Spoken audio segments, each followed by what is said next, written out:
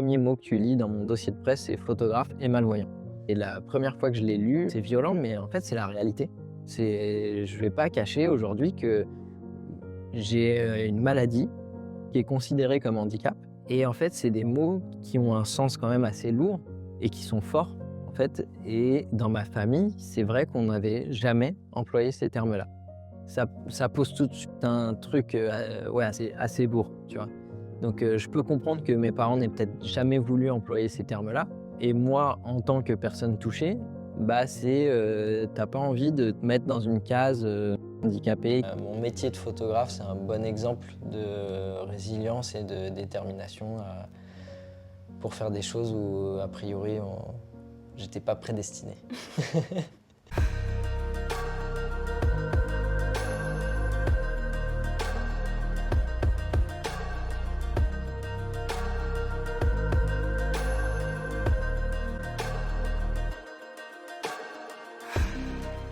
Bah écoute Mathieu, merci de me recevoir pour une petite interview. Je voulais parler de ton handicap parce que c'est assez, je trouve, exceptionnel puisque tu as un handicap qui, on pourrait dire, est un peu contradictoire par rapport au métier que tu fais.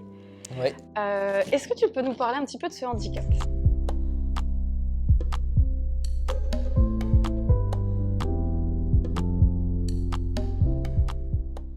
Alors, moi j'ai un handicap de la vue qui s'appelle le rétinoschisis juvénile. C'est une maladie rare de la rétine qui se transmet majoritairement par la maman. Ce qui fait qu'aujourd'hui, on va dire, c'est une singularité et quelque chose d'un peu incompatible avec ce que je fais, c'est que je suis photographe. Et d'ailleurs, on s'est rencontrés via la photo. C'est vrai que tu fais des photos. Et du coup, cette maladie, donc, je l'ai depuis ma naissance. Je vais essayer de faire simple parce que mon médecin explique ça vachement mieux que moi. La rétine, c'est un espèce de millefeuille, pour te l'expliquer globalement. Et en fait, c'est des strates, il y en a une dizaine globalement, qui tapissent le fond de l'œil et qui permettent de capter les images, la lumière et qui transmettent ensuite. Enfin, la rétine transmet les infos que tu captes avec tes yeux ensuite au cerveau.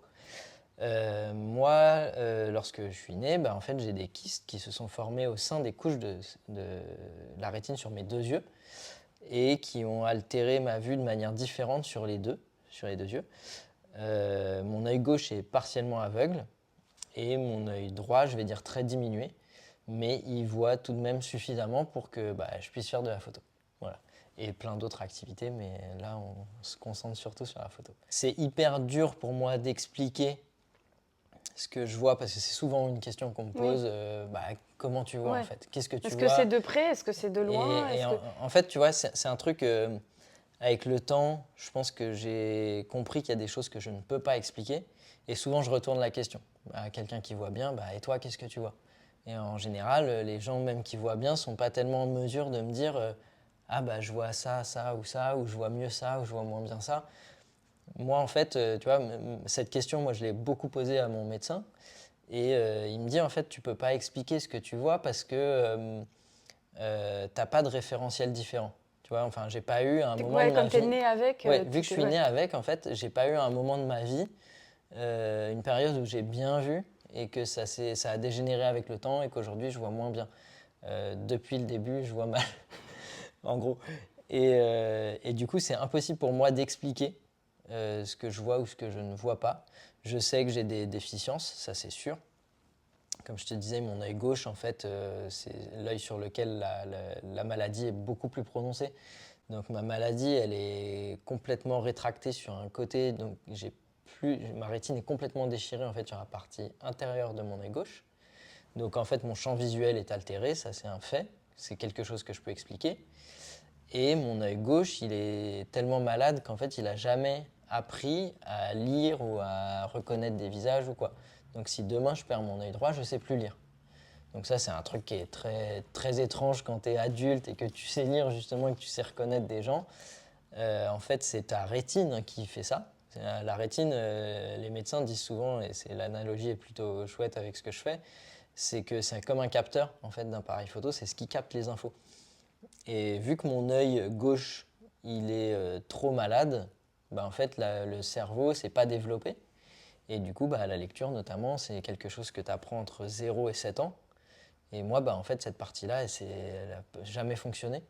Et du coup, bah, aujourd'hui, tu me mets devant un bouquin avec des lettres grandes comme ça, et bah, avec l'œil gauche, je ne sais pas les lire. Ah ouais, c'est dingue. Donc c'est un Mais mystère. alors, quand tu dis je sais pas les lire, c'est à partir du moment où tu vas en Ouais, masquer un des mais deux. là, tu me mets un texte hein, devant Ah, je moi. savais Là, on pas. pourrait le faire maintenant, le test. Tu me mets un gros texte avec des grosses lettres. L'œil droit, c'est bon, je vais y arriver. Je ferme l'œil droit, j'y arrive plus. Ah ouais, putain, Et c'est ça, dingue donc, ça. c'est un vrai mystère. C'est hyper étrange, en fait, quand tu es, on va dire, une personne ouais, adulte qui sait lire et que tu as le truc devant toi et tu es là avec un œil. Ok, d'accord, j'en sais rien. Tu mets même un livre avec écrit maison hein, dessus. Et bah, avec l'œil gauche, Tu sais pas en savoir. fait, je vais vraiment galérer, si tu veux. Je vais lire un peu lettre par lettre et je vais, à Reconstruire force, le mot. reconnaître les formes. Parce que malgré tout, je pense qu'il y a des connexions qui se font dans le cerveau où il y a la partie du cerveau qui est développée, qui comprend quelques trucs. Et je vais voir un truc comme ça, je vais me dire, ah, ça ressemble à un M. Après, ouais, ça ressemble à un A vaguement, ça vaguement à un I. Ah, bon, ça doit être maison. Mais je suis pas sûr.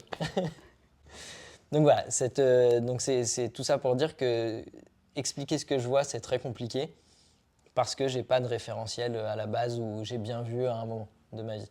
C'est quelque chose qui est différent, par exemple, sur les personnes âgées qui ont d'autres maladies de la rétine, qui ont une maladie qui se développe vraiment en vieillissant et par contre qu'on vient vu pendant 40, 50, 60 ans et à 70 ans qui se retrouvent avec une vue qui dégénère grandement, bah, en fait, eux, ils peuvent t'expliquer ce qu'ils voient Ouais. parce qu'ils voient ce qui est en train de se Mm, passer. mm, mm. Par rapport à la photo, en quoi tes images, elles deviennent...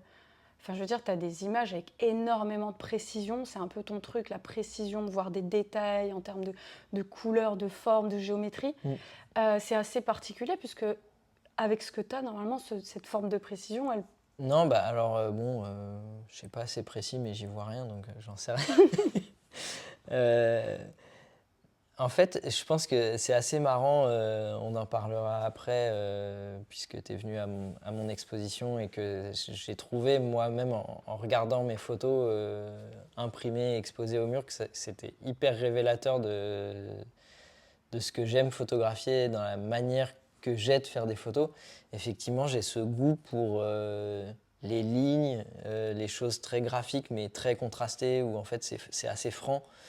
Il y a beaucoup de géométrie, beaucoup de symétrie dans ce que je fais. Et ça se retrouve même dans des photos. Alors ça, on va dire que ça se voit surtout dans les photos assez urbaines, mais j'ai l'impression que ça se retrouve aussi dans mes images que je peux faire dans des milieux plus naturels, euh, où je sais pas, je suis attiré par ces choses qui sont graphiquement assez minimalistes, mais ouais, où ça peut scroller, ça fait des formes assez géométriques. Alors te dire pourquoi, franchement, à part que je suis maniaque dans la vie et que j'aime bien que les choses soient rangées et droites, j'imagine que pour mes photos, c'est un peu pareil. Alors c'est super pour mes clients en photo, ils sont contents. Il y a je fais beaucoup de photos de produits au quotidien et tout est toujours très droit. C'est C'est nickel, clean. quoi. Voilà. Mais alors ouais, je suis comme ça, je pense, dans la vie de tous les jours. J'aime bien que les choses soient carrées. Mais je sais pas, je pense que c'est un truc que j'ai développé avec le temps. Enfin, je pense que tout photographe développe alors son style, mais ouais, vraiment les sujets qui l'attirent et travaille son œil en fait. Tu as effectivement une perception de la vie en fait, de ce qui t'entoure. Bah, moi, j'ai pas, c'est les lignes, j'aime bien ça, j'aime bien que ce soit effectivement assez droit, assez géométrique, assez. Il y a un truc, je crois que c'est juste ma manière de voir les choses et d'apprécier en fait l'environnement qui m'entoure. Dans la retouche, tu me parlais que par exemple, une fois quand tu m'expliquais un petit peu tout ça, tu es vachement obligé de t'approcher de tes Ouais. écrans. Bah, en fait, moi, j'ai un rapport on va dire, à l'image, mais le support, qui est assez particulier parce que ma maladie, elle m'empêche de voir de loin, en gros. Et donc, je suis souvent très proche, mais vraiment très, très près. Quand je travaille mes images sur mon ordi, je suis à 15-20 cm de mes écrans, ce qui interpelle souvent les gens quand ils me voient en me disant ouais, mais tu vas, attends, recule-toi, tu vas te faire mal aux yeux. Oui, bah ouais. Enfin, c'est déjà tellement abîmé que en soi, c'est pas grave. Mais C'est comme, je sais pas moi, quand je vais au cinéma, je suis souvent dans les rangs de devant parce qu'en fait, même si l'écran il est immense, bah, je suis trop bien. Si je suis bien, les sous-titres ils sont clean. Si je suis au fond, je vais rien voir. C'est pas trop la même expérience, quoi. Non, pas vraiment. Enfin, Louis, ça va. Ah Louis, c'est génial. Ça marche très bien. Ça marche très, très bien pour le coup. Après, tu m'as parlé aussi qu'il y a des risques dans ton quotidien, mais que finalement, avec ton médecin, vous avez décidé, tu as décidé de continuer à vivre parce que tu as des passions qui normalement ne sont pas complètement Ouais, en c'est pas adéquation. vraiment recommandé sur le papier. Ouais, en fait, en gros, mes yeux sont très fragiles, ma rétine est très fragile et il y a on va dire un accident qui est assez répandu pour n'importe qui, hein, c'est, le décollement de rétine et pour moi, en fait, un décollement de rétine, ce serait beaucoup plus grave que pour quelqu'un d'autre. C'est déjà grave, de manière générale et donc il faut dans l'idéal que j'évite les sports à impact et tout ce qui est sport de ballon. Mais ça, c'est quelque chose, tu vois, qu'on m'a dit quand j'étais tout petit. En gros, mes médecins, ils avaient dit à mes parents, bon, football, basket, tennis, tout ça, on évite, hein, parce qu'un choc sur les yeux, pour Mathieu, ça peut être, très grave et du coup, les sports où on saute ou les sports à impact, pas dingue et bah, quand j'avais, je sais pas, je crois 10 12 ans, Heu, l'ophtalmo qui me suivait me demande: «Bon Mathieu, c'est quoi tes qu'est-ce que tu fais comme activité? Qu'est-ce que tu aimes faire, comme sport ou quoi?» et bah, je lui ai dit: «Bah, du roller, du skate, du VTT, du ski, du snowboard et l'été, je fais un peu de wakeboard».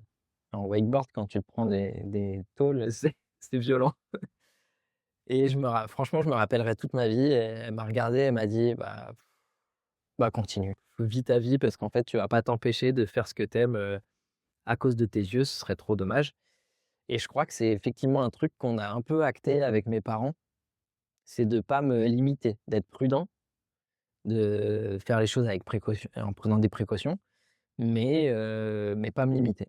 Du coup, bah, aujourd'hui, aussi aberrant que ça puisse, paraître, je me déplace à Paris tous les jours à vélo, heu, ce qui fascine et j'imagine fait peur aussi à tout mon entourage. Mais voilà, en fait, je crois que j'ai vraiment ce souhait de vivre ma vie comme, je vais dire quelqu'un de normal, parce que je me sens pas anormal. Mais j'ai cette, ouais, je pense, j'ai développé cette, détermination à tu vois, c'est pas une revanche, c'est pas un truc, mais c'est une volonté d'être indépendant et de faire les choses qui me plaisent, en fait. Bah, Tu vois? c'est des passions, toi. Ouais, ouais, ouais. Le skate, moi, j'en fais depuis que j'ai 10 ans, j'en ai 40 Tu et les fais voilà, pas. ouais, il paraît. Mais non, je crois que c'est, ouais, c'est une volonté de continuer à faire, les choses, en fait, sans me soucier de ce problème-là. Alors après, je parlais du vélo, c'est un loisir, mais une passion aussi, puisque je fais du vélo de route, puis du voyage à vélo, on me l'a jamais interdit, mais voilà, j'ai cette volonté de continuer à faire des choses comme n'importe qui, mais en prenant certaines précautions. Donc ouais, bah, la nuit, j'essaye de pas trop Mmh. prendre mon vélo, mais ça arrive, hein. En ce moment, c'est l'hiver, bah, à 6 heures, il fait nuit, bah, bien que je rentre. Et voilà, donc je me mets des limites, moi, parce que, bah, je sais que j'en ai malgré tout. J'ai pas le même réflexe que n'importe qui et que, je suis plus embêté, par exemple, par des phares de voiture. Porte source de lumière, ça peut être, un peu gênant et puis, bah, moi, je sais pas, quelqu'un, qui va traverser le soir, bah, je vais pas la voir aussi bien que quelqu'un qui a 10 sur 10, quoi. Donc c'est à moi de prendre des précautions, c'est à moi de me limiter mais sans non plus m'interdire, mes passions, quoi. Ce qui te fait vibrer, quoi, aussi, après. Bah, ouais, ouais, Donc, je crois que c'est des choses, tu vois, c'est comme faire de la photo. Bah, oui, je pense que quand on m'a quand à 20 ans, enfin, si on m'avait demandé que faire quoi, je veux être photographe, je pense qu'on m'aurait dit: «Bah, non, surtout pas, en fait, s'il y a bien un métier qu'il faut pas faire, c'est celui-là». J'ai fait autre chose avant, Mais ouais, la photo, ça a fait rire mon médecin quand j'ai changé de médecin, quand il m'a demandé ce que je faisais dans la vie et je lui ai dit photographe. Il m'a regardé avec des grands yeux, genre, t'es stupide ou Et sinon, t'es bon? tu fais des photos floues ou ça va? Mais tu vois, honnêtement, pour avoir interviewé mon médecin, du coup, quant à ma maladie, il trouve ça fascinant, lui. Parce qu'en fait, c'est une maladie, comme je te disais au début de notre entretien, qui est très rare. Donc en fait, même les spécialistes de la rétine, ils ont très peu de cas de comparaison. Et pour eux, pour les médecins qui m'entourent, on va dire, c'est assez fascinant en fait de me voir faire des photos. Parce que ils ont ce truc de pas savoir ce que moi je vois. Ils ont beau avoir tous les examens possibles, recueillir toutes les images possibles avec une précision de dingue aujourd'hui, bah, ils ont tout de même cette incompréhension de ce que je vois. Et donc en fait, la photo, j'ai l'impression que quand ils voient ce que je fais, c'est un peu genre la zone d'ombre ou la part magique, tu vois, ok, bah, on n'a pas toutes les réponses et ça, bah, c'est fascinant parce qu'en fait, si on écoutait juste La enfin, science et si on écoutait la science, si on se fiait juste à des résultats d'examen, Ça, on c'est aurait pas dit à ce possible. mec, fais pas de photos. En fait, tu vas pas y arriver. Et donc, bon, bah voilà. Tu vois, pour des médecins, je pense que c'est génial de se dire, en fait, il y a un petit bonhomme, il est avec une maladie, on sait pas trop, enfin, on sait pas quoi lui dire de quoi faire de sa vie. Et puis finalement, il a choisi une voie qui est globalement incompatible, mais qui fonctionne. Donc, cool, en fait, c'est cool. Ah, carrément. Donc, tu as fait un vernissage, c'est la première fois que tu exposais tes Ouais, photos. Ça s'appelait, l'expo s'appelait Retina. Tu voulais ouais. mettre en lien, en fait, justement, parler de ta pathologie, faire un colloque et en parallèle montrer tes photos. Ouais, complètement. En fait, ouais, pour faire le lien avec Retina, donc c'est ma première expo donc, que j'ai fait en mi-novembre, du 13 au 16 novembre. Et ça a été en fait un vrai cheminement. Enfin, une fois que j'ai vraiment trouvé le sens de cette expo, parce qu'il y a un an tout pile, je me suis dit, tiens, pourquoi pas exposer? Voilà, c'est parti comme ça, l'exposition. Pas mal ce que j'ai Tiens. fait. Ah non, mais tu sais, c'était vraiment il y a vraiment ce truc, alors moi je me définis pas comme, artiste, mais bon, malgré tout, quand tu exposes des choses, c'est qu'il y a une part d'art, j'imagine. Heu et donc tu as ce vrai questionnement de: «Est-ce que je suis légitime? Est-ce que ça vaut le coup? Est-ce que j'ai en gros, est-ce que j'ai le droit, tu vois, de montrer ça?» Et parce que bon, finalement, tu fais bien ce que tu veux et puis bon, j'ai choisi finalement de faire cette expo. Et avec le temps, en fait, le sens s'est beaucoup plus dessiné, et mon cheminement, au-delà même d'un cheminement de, je veux montrer des photos et quelles photos je vais montrer, ça a été un vrai travail, personnel, qui m'a fait plonger dans des émotions, en temps de scie, hein. Je suis vraiment passé par, toutes les phases d'émotions, que ce soit de la joie, de l'excitation, de l'envie d'être à cette date, j'arrête tout. Ma copine m'a vu pleurer et me dire, «Je suis une grosse merde». Ça sert à rien. Qui va venir? Stop, il y a personne qui va venir en fait, si tu Mathieu Perrin, tout le monde s'en fout. Et bah du coup là on est dans ma première exposition Retina. C'est une exposition qui me tient vachement à cœur parce que bah, d'une part c'est la première fois que je montre vraiment mes images en photo et cette exposition en fait elle sert au-delà de montrer des photos à démocratiser quelque chose qui est assez profond et ancré en moi, c'est ma maladie des yeux.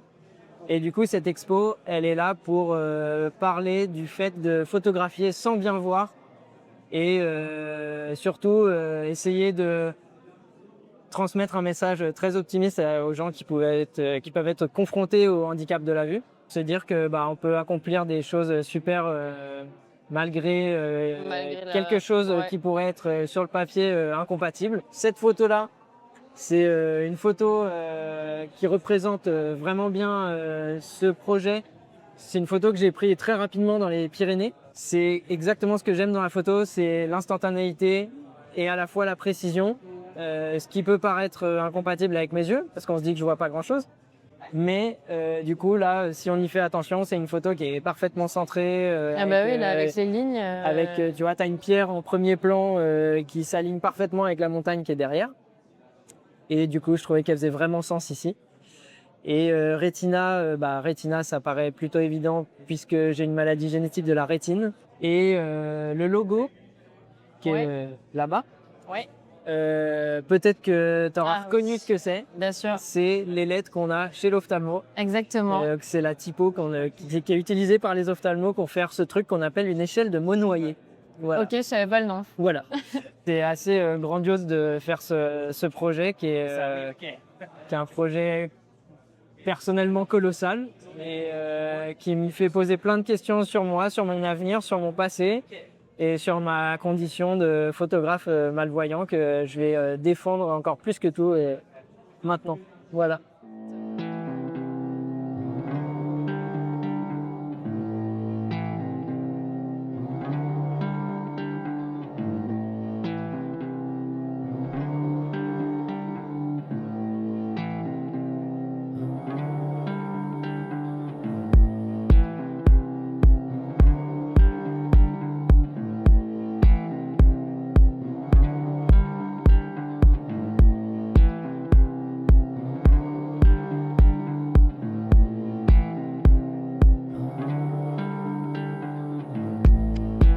Ain't no noise now. Everything is silent and blank. Et on est à 1 heure, allez 1 heure et demie de l'ouverture de l'expo et il y a plein de monde, je suis trop content. C'est hyper émouvant, je suis très touché qu'il y ait du monde, que ça plaise visiblement. Et ça fait quand même vraiment quelque chose. Les images rendront comme ça là, c'est émouvant. Et aussi, tu m'as parlé de quelque chose qui m'avait touchée par rapport à tes parents et par rapport au mot handicap. Tu avais Ouais. aussi l'impression que finalement, ce vernissage, il était venu renforcer quelque chose ou en tout cas venir guérir aussi Ouais. quelque chose dans la famille. En préparant mon expo, il y a notamment un truc qui m'a fait vraiment cheminer grandement sur ma condition. C'est lorsqu'on a préparé mon dossier de presse avec ma copine, on s'est dit qu'il fallait quelque chose d'impactant pour que ça me différencie un peu d'autres photographes et que j'avais une singularité à montrer. Et que là, la singularité, c'était mes yeux, qui ne sont pas comme ceux des autres photographes. Et du coup, on a écrit noir sur blanc, les premiers mots que tu lis dans mon dossier de presse, c'est photographe et malvoyant. La première fois que je dois être très honnête, c'est ma copine qui a écrit ça. Et la première fois que je l'ai lu, j'étais un peu ouf, ok. En fait, j'étais pas hyper à l'aise. Au début, quand je l'ai lu, je me suis dit, ok, c'est un peu violent, et après, je me suis dit, c'est violent, mais en fait, c'est la réalité. Je vais pas cacher aujourd'hui que j'ai une maladie qui est considérée comme handicap. Alors, tu as bien sûr plein de niveaux d'handicap et je sais pas à quel niveau le mien est, peu importe, mais je suis reconnu comme malvoyant et handicapé. Et en fait, c'est des mots qui ont un sens quand même assez lourd et, et qui sont forts, en fait. Et dans ma famille, c'est vrai qu'on n'avait jamais employé ces termes-là. Alors, je saurais pas dire pourquoi. Est-ce que, pour mes parents, c'était, je sais pas, de peur, tu vois, d'avoir De alors protéger. moi je comprends, tu vois, quand tu as une posture de parent, te dire, on élève un enfant, avec un handicap, ça pose tout de suite un truc, ouais, assez lourd, tu vois?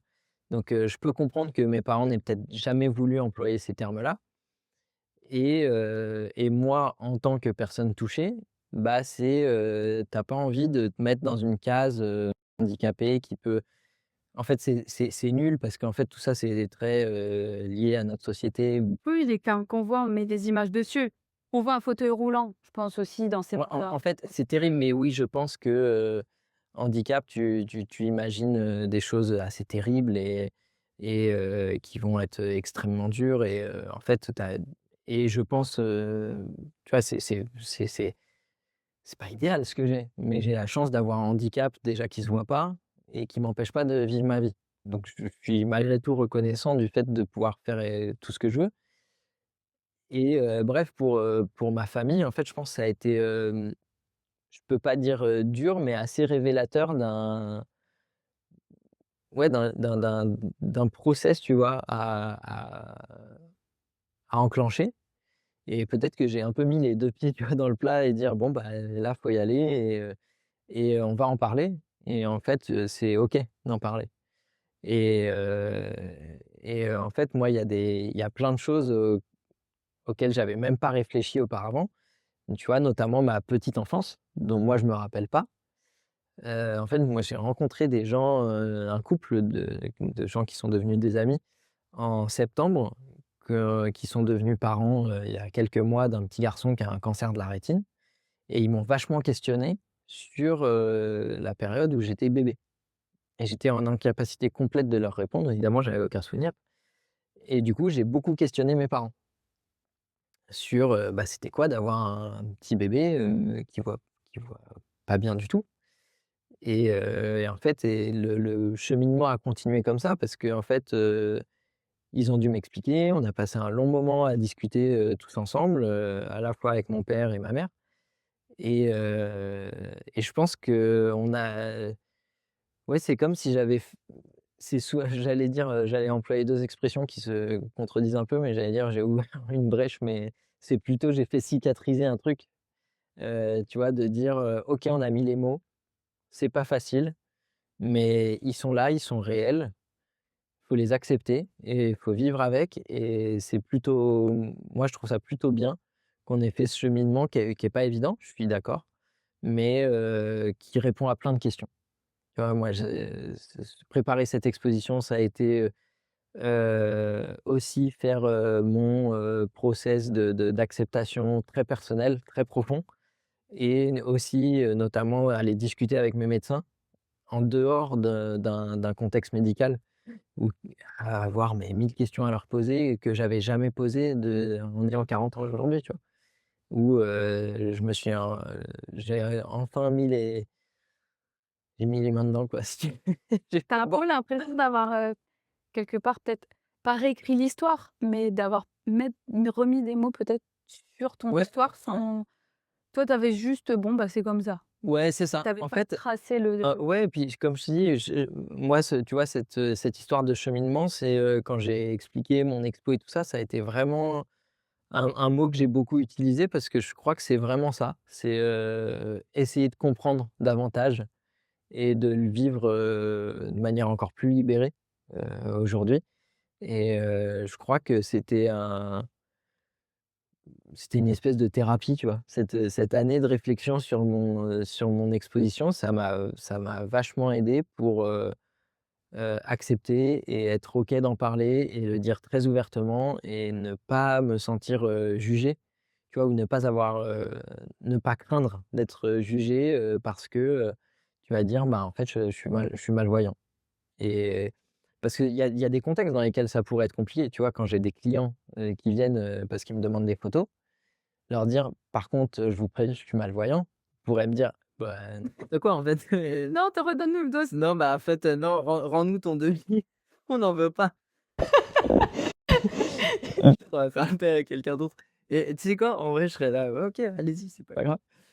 Hem, mais mais voilà, je crois que c'est, ouais, je pense que le mot thérapie, c'est certainement ce qui s'adapte le mieux à ce que je peux ressentir aujourd'hui sur cette année de réflexion sur mon expo. Ouais. Comme une grosse libération, quoi.